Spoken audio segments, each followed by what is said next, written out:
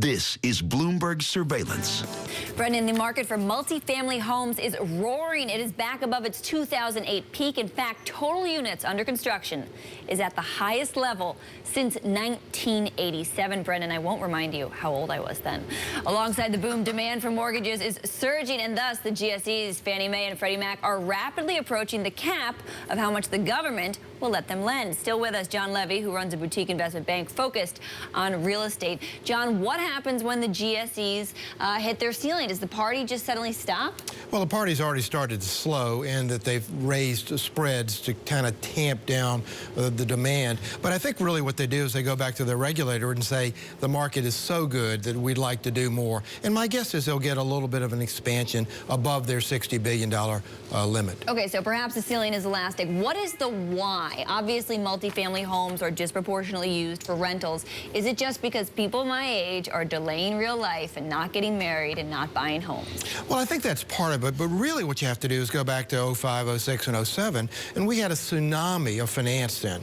Now, what we're seeing now is it's coming due, and people are saying, I had a 6% mortgage, but I can refinance at a 4% mortgage, and I can do it now. So the market's good. Rates are 200 basis points less than they were last time we played this game, and it's bringing a lot of people off the sidelines and saying, this is a unique opportunity. Charles Calamiris with us, Columbia. John, I want you to continue with this discussion. Is Virginia going to have to secede from the union again to get Fannie and Freddie straightened out? I mean, to be honest here, we're all going to be older, aren't we, when this finally gets figured out? Well, I think we're still in the early innings of this. You know, John and I were talking in the green room earlier about financial bubbles in the U.S. economy, and of course, there's a cost to being able to refinance at 4% and pulling people in with these low interest costs. And I agree that the GSEs are probably going to relax this ceiling. I mean, after all, Mel Watt was installed at the FHFA with one intent, which was to pump up this bubble more with 3% down payments. And there's no question. But that was on the single-family side, not on the multifamily sides. And it's kind of a different world, right? But they are also pushing on the multifamily side with various sort of concessions. Yes. So I mean, I think that. I think the politics is all pushing. But this is, I mean, Olivia, the thing that I remember from years ago was a condo boom of, I think it was the 80s. Yeah. There was a condo on every corner. So I was like 4 or 5. You got to do that every time. Yeah, I had to. Every time. The question is, how does the quality of the loans compare in 2006 to 2015? Well, they're a lot better, actually. And one of the reasons is rates are lower, so it's just easier to stay current. So if you said, what's the difference in the term risk, then the answer is it's easier because you're paying back 4% money, not 6 or 7% money. If you're talking about what is the maturity risk, which is what happens at the end, that's a different story because that's at the end of 10 years, and now we pumped up the leverage point. So that's yet to be determined. We've kind of delayed that point. We've been talking about rates so far, John, in private real estate. But what about terms and conditions of the loans? Are we starting to see sort of a more relaxed approach to how they're going to structure that credit again? Oh yeah, there's no question about it. And I think one of the easiest ways to look at that is really to look at the percentage of loans that have an interest-only, in other words, a non-amortizing component. So if you look back in 2010 when you see interest only, do you hear? Is there a big police siren wailing above your head saying be worried? No, not necessarily.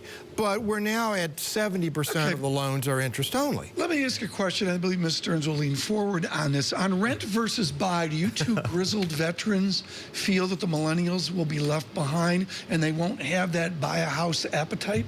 Are they going to be in multifamily forever? No, I don't think so. I think they actually will buy.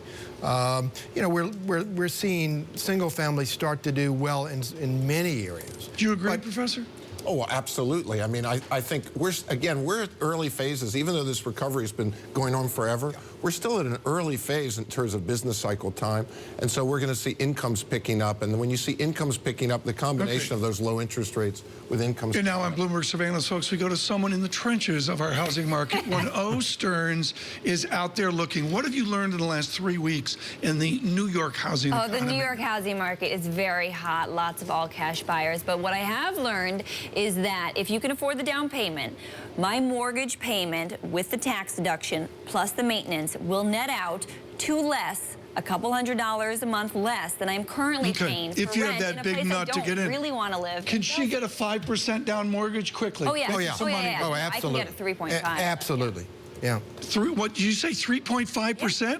Or less. Yeah. You talking about the rate or the down payment? The rate. Okay. No, no. What about the down You have to payment? put 25% down minimum.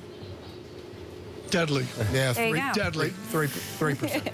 To continue our discussion on banking, it is the heart of the banking matter. How much money should banks have on the books? Well, for a rainy day or for the next black swan crisis, leverage at some point always kills, yet that is where the money is made. 8 years on from a financial collapse, it's still the raging debate. John Levy is with us from John Levy Real Estate in Richmond, and Charles Calomiris has made a cottage industry of leverage. Professor, are the Swiss out front here still?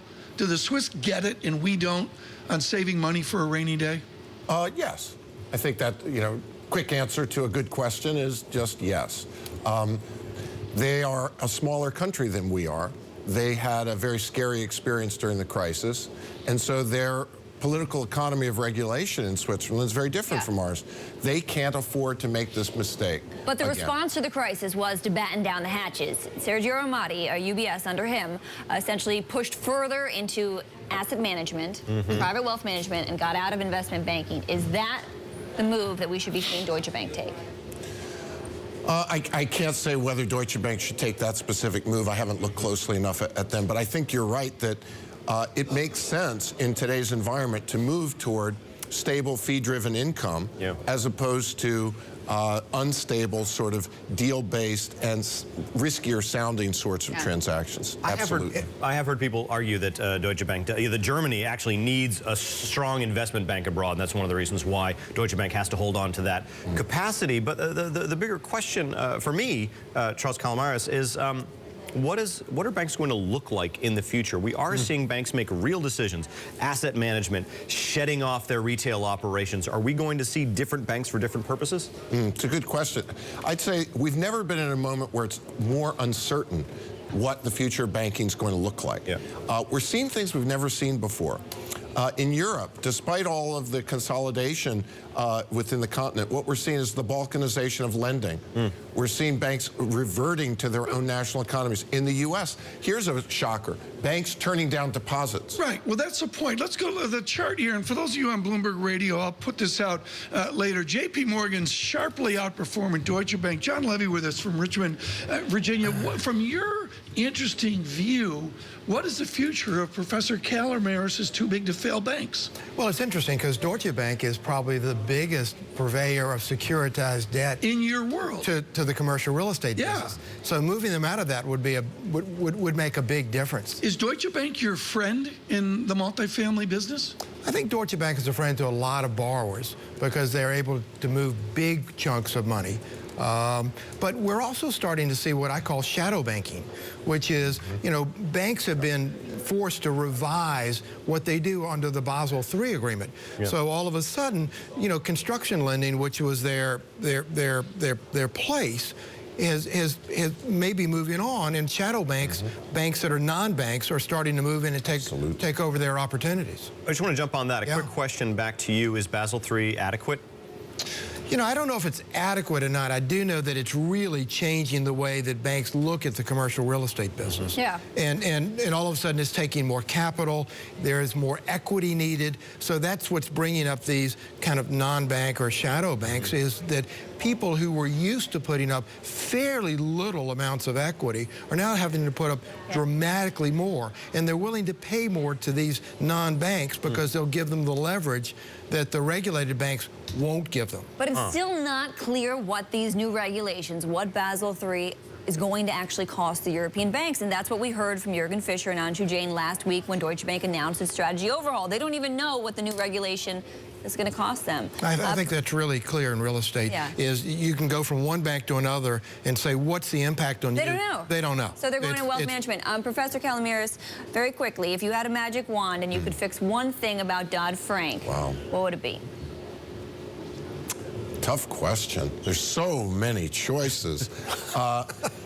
You know, I'm going to give a professorial answer, which is we have to stop thinking about banking regulation the way lawyers do, as a list of thousands of pages of rules, and we have to start thinking of it as establishing incentives for people to manage risk reasonably. And Dodd-Frank just never got there. Yep. And so from the very beginning, the reason we're seeing banks in so much trouble, despite all of these increases in regulation, is that the regulations aren't smart.